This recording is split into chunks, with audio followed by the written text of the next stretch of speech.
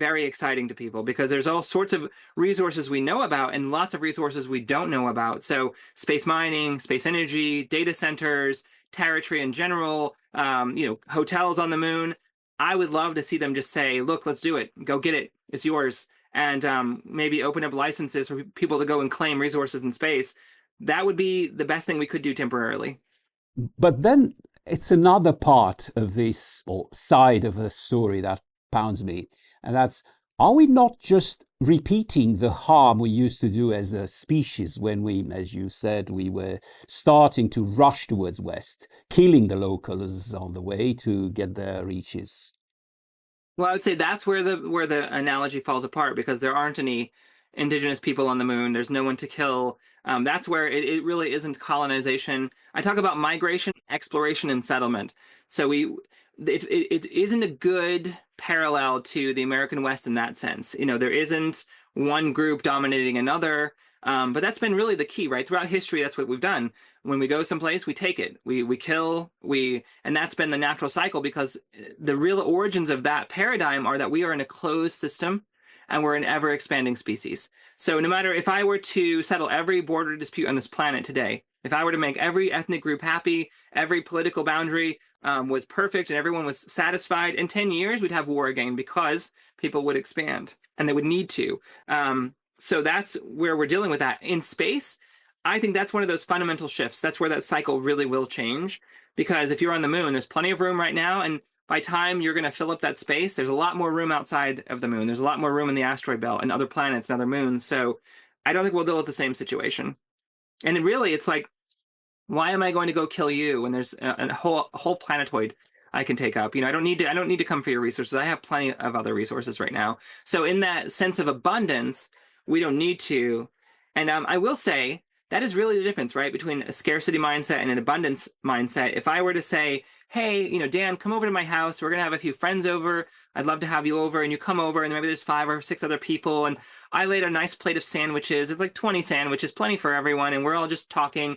You have your sandwich and it's all calm. Now, if I were to kidnap you and throw you in a cell with like 5 other people, and I throw 3 sandwiches in that cell and I say, that's all you're getting for the next month, you will kill a stranger over an extra sandwich.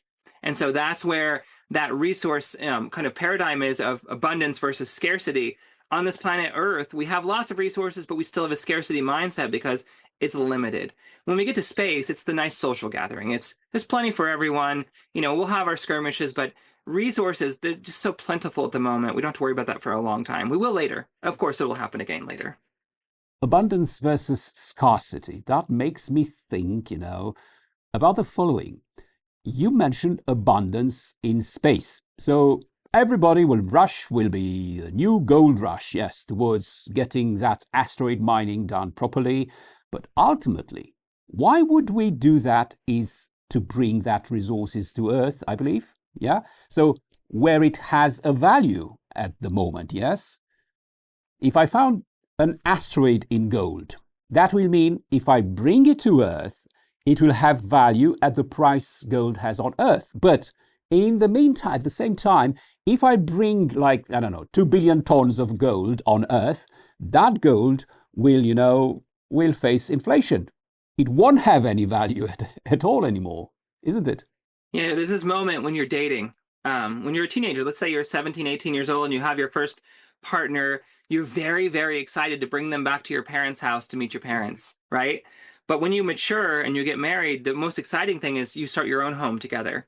So it's same thing with the resources. I think at first it'll be very exciting to talk about, we can do data centers in space and we don't have to worry about cooling and it'll be cost effective and we can have more data on the planet. We can talk about satellites and we're very excited about bringing back, helium-3. We're very excited about bringing back gold maybe or diamonds from whatever we want from space back to this planet. But very quickly, once we're there and we're really set up, it's very silly to bring it back to the planet. It's very costly to do that. Why? Why would you do it? Better to move everyone off planet. And this is where I got very inspired. My real origin in space was 2 things. I grew up in a very small town. I was in 12 foster homes. There was really no opportunity. We had a power plant and we had some cattle ranching, but I didn't see a future for myself outside this town. I didn't know what the heck I was going to do with my life. And then something really magical happened for me. I stumbled upon this little magical portal. It was a box of National Geographics in the thrift store. And it was every magazine from 1960 to 1993. And I poured through this magazine, and for the first time, I was just like inspired by the possibilities of what I could do. And I had to get out. It was really this driving force of, if all this is out there, if these tribes and astronauts and dinosaurs and the RLC, if all this is out there, I need to go figure it out and see where I can be part of this. And then I interlibrary loaned, that dates me, interlibrary loaned a book called The High Frontier by Gerard K. O'Neill. That really gave me my mission in life. Gerard K. O'Neill was so visionary. He talked about the ability to move people off planet, to move heavy industry off planet. And he asked one really important question. And that was really what defined his movement, I would say, is a planet the best place for the human species? And the answer is no. We are not made for this planet. People will talk about us destroying the planet and how we need to keep it pristine. But there's an inherent arrogance behind that concern. And that's that we think the planet was made for us. We think it's this ideal world that was made for us, and we have a duty to safeguard it and to preserve it in that state.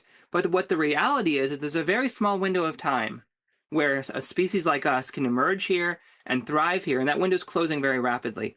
We can definitely mitigate some of the damage we're doing. We can definitely do better as far as being shepherds of the environment, but ultimately, it's arrogance to think that we should and can stop that wheel from turning. So there was a time when oxygen wasn't even on this planet, when other life forms that didn't need oxygen were the dominant life forms. That will change again. So when we talk about the planet, I don't want to be so focused on it that we think we can keep it in some sort of stale format. It's going to shift. You know, the pressure systems are going to shift. The weather systems are going to shift. The soil content's going to shift. The oxygen levels are going to shift. This planet is going to cycle over to the next group of species, and we're going to die. And that's the reality.